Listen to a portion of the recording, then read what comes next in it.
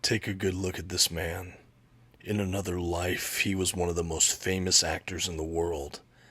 Today, he is just one more victim of Tinseltown. Used up, strung out, and forgotten by an industry that took him for all he had.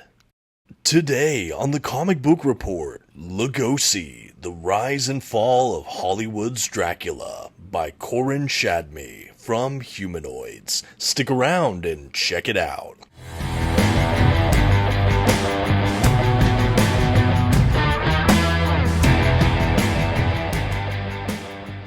Greetings everyone, my name is Dominic and today you're tuning in to the Comic Book Report, where we review comic books and graphic novels so you can get an idea of what to read. And today I am elated to review my first book from this particular publisher. This is Lugosi from Humanoids.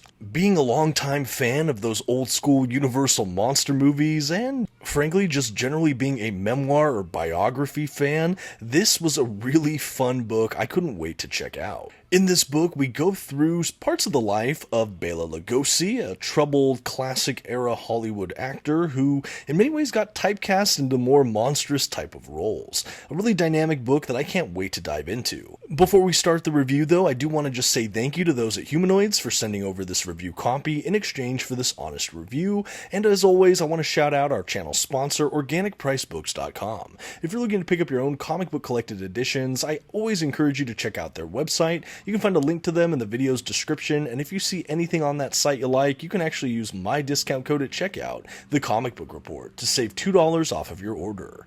Please note if you use my affiliate link or code to make a purchase, I will earn a small commission, but it's a fantastic way to support this channel. Thank you for considering. Now let's get started with today's review.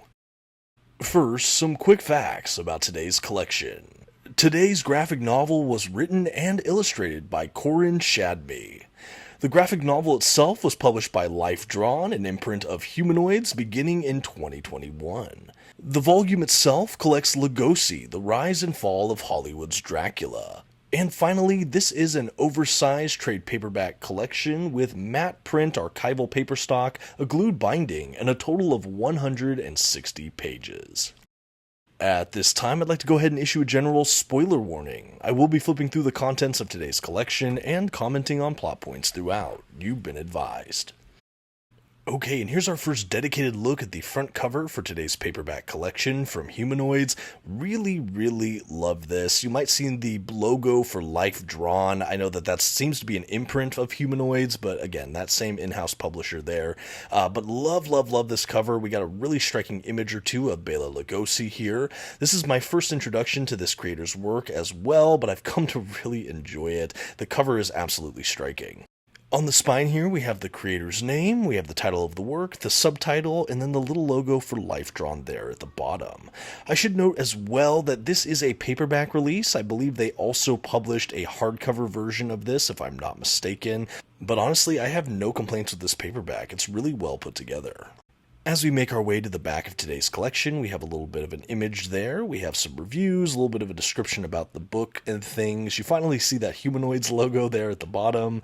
But yeah, altogether a pretty straightforward back of the collection here. I am happy that they put some art here on the back. I think it helps fill it out nicely. I think the color they used for the back cover is a little bit bland perhaps. It doesn't punch out as much as maybe the red did on the front cover, but I still think it is really well produced. And now for all you prospective collectors out there, here's a quick look at that glued binding. As you can see here, the pages lay down kind of so-so. There's no real gutter loss though, thank you to the nice margins with a lot of the artwork here.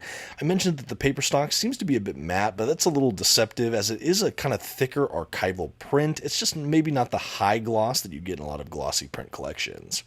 And now that we've gone ahead and covered the build of the book, I thought I'd do a side-by-side with another released from Humanoids. This is The Twilight Man, from the very same creator. This is to Bela Lugosi what Twilight Man is to Rod Serling, the creator of The Twilight Zone.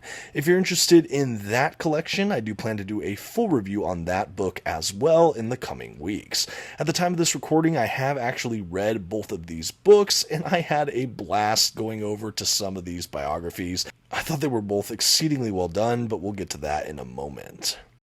Okay, and now without further ado, we can dive into today's paperback collection. Opening the book, we do have a title page, followed by a kind of creator breakdown page, publication information, and a little bit of an introduction. After that, we dive right into the meat of this collection, which is one long graphic novel. Again, it is kind of a biography or a memoir, but it does cherry pick specific seasons or moments, of course, in the life of Bela Lugosi. I wouldn't necessarily consider this biography a full and extensive recounting or tale of his life, but more of a memoir approach that curates a specific lens or angle or maybe aspect of his life. Everything really revolves around his career as an actor. Everything kind of serves that general vision, which of course is a decisive point in his life or period or arguably calling in his life. We have some stuff from his childhood that leads into that, and we have stuff at his old age. We don't necessarily cover the death very extensively, but again, everything really centers on his time as an actor, and it really hovers in the orbit around his role as Dracula. I am getting a tad ahead of myself here. I do want to lay the groundwork on a couple other quick notes as we go into this collection. As you probably have already seen, we do have a pretty muted color palette. It really is across the grayscale, black and white. And the style that Shadmi has as an artist here is more along the lines of a kind of cartoonist-heavy aesthetic, I would say. And I mean that in a very complimentary sense. You know, you're not looking at something that looks like it came fresh off the stack at Marvel or DC. This is a very, again, more cartoony or animator friendly kind of look. I certainly think Shadmi is incredibly talented here. I think the way that this creator does setting and place and detail is all exceptional. And how they realize characters, I think, is also a really standout thing. I get the feeling that you definitely have distinctiveness in the characters, but every so often he seems to draw from specific still images, perhaps from these films, and it has a more realistic approach that I really liked. Like panel to panel, there's definitely some cohesion and fidelity to the character models he presents, but every so often we dip into these things that feel, I don't want to say like photoreal, but like especially some of the Dracula scenes, he copies almost shot for shot in many ways, and his interpretation of those moments, I think, are just absolutely striking. He does the same with the actor who plays Frankenstein at a notable scene in the book. Anyway, just a couple things to note there. I did like the visual style. I felt like it was descriptive. I thought it was well done, and it also didn't get in the way of the storytelling. It really served it, and I really appreciated it for that. I think also the fact that this is, during a Universal monster era in that film franchise, I did appreciate the black and white, the kind of turn of the century story. I think everything just fit really well here. But of course, this is the story of Bela Lugosi. He did come from, I believe, Hungary, somewhere in Eastern Europe over there. We get some of his troubled upbringing, where he lived in a moment in time in his country of origin that was very volatile and a lot of changing, moving parts. His family seemed to look down on his kind of chosen vocation as an actor. You get this feeling that he may have been disowned in a way. We have him trying to kind of join a theater troupe where he could. We have the threat of war. We have him traveling to America. And from there, we have the trials and tribulations of him as a young and then up-and-coming actor, and his successes and failings, both on the stage professionally and also in his personal life, and especially his romantic life. Some of his romantic dalliances, marriages, failed marriages, things like that. But all of this occurs around a frame narrative that is set up right at the very beginning, and perhaps I should have led with this. We have this frame narrative of this older, borderline spectral Lugosi coming into kind of a rehab facility or inpatient hospital to get treatment for his drug addiction / drug withdrawal. This is a really interesting frame narrative that definitely sets a very decisive tone here that is a bit, I don't want to say morbid, but it's a bit tragic. It's a bit heavy and loaded right from the jump. And the fact that we go from that to his early life and kind of into the ups and downs of his life and career, it just makes it all that more powerful by the frame narrative. You have moments where we return to the frame device, where he's in this hospital trying to get well, this rehabilitation center, and he has visions of his past, maybe old coworkers, maybe himself as kind of a faceless Dracula embodiment.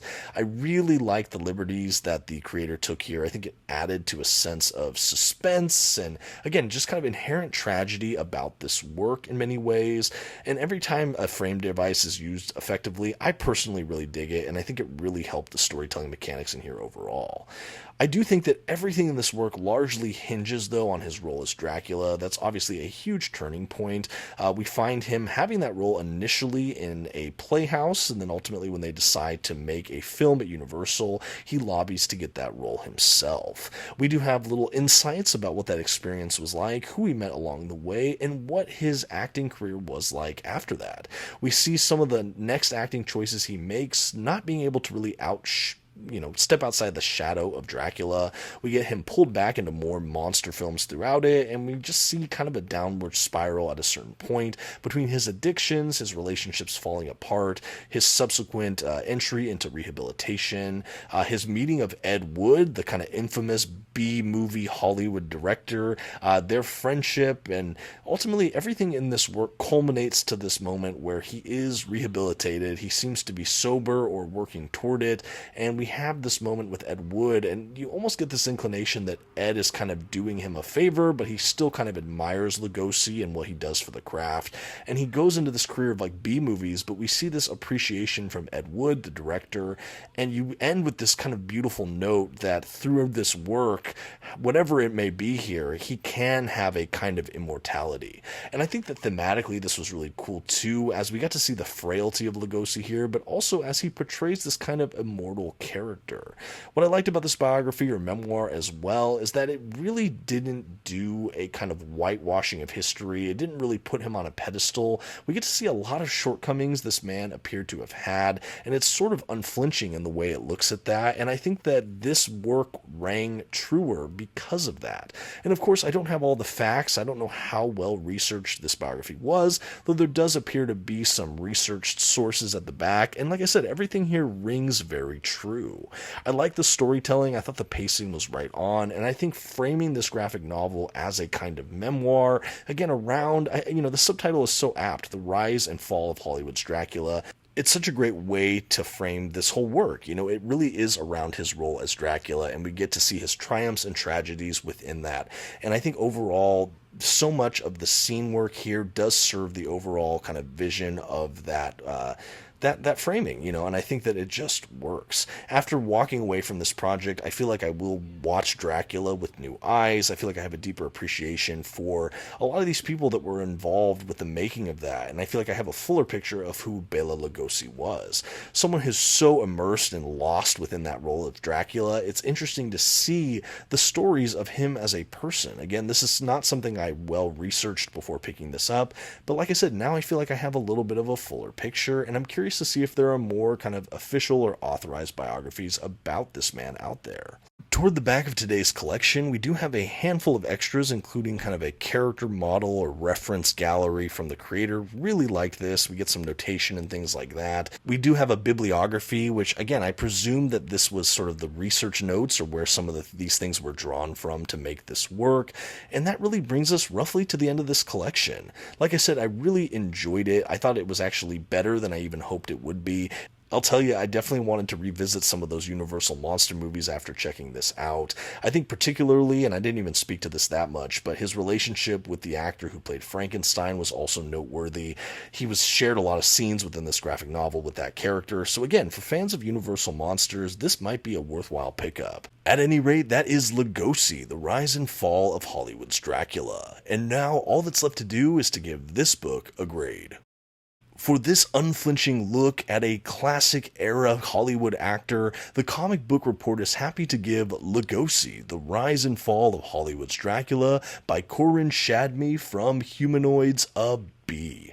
This was certainly an above-average read for me, and one I would comfortably recommend to a lot of fans out there, not necessarily just comic book fans. I think that first and foremost, this is a biography. This is for fans of the Universal Monsters franchise and biographies in general. The fact that it was realized in a visual format is all the more impressive to me, and I really enjoyed this on a couple levels. Again, this was my first foray into the comic books of Humanoids. A huge thank you again to that publisher for sending over this review copy. community. And for all of you watching, if you're a fan of the publisher Humanoids and have any good recommendations, I'd love to hear all about them in the comments section. I'd also love to hear if you've read Lugosi or even the Twilight Man from Humanoids, or if you're interested now that you've seen this video. Thank you for watching, thank you for taking this ride with me, and until next time, this has been the Comic Book Report. Please don't forget to leave your like, that comment we talked about, and maybe check out another video on your way out. Thanks everyone, and have a good one.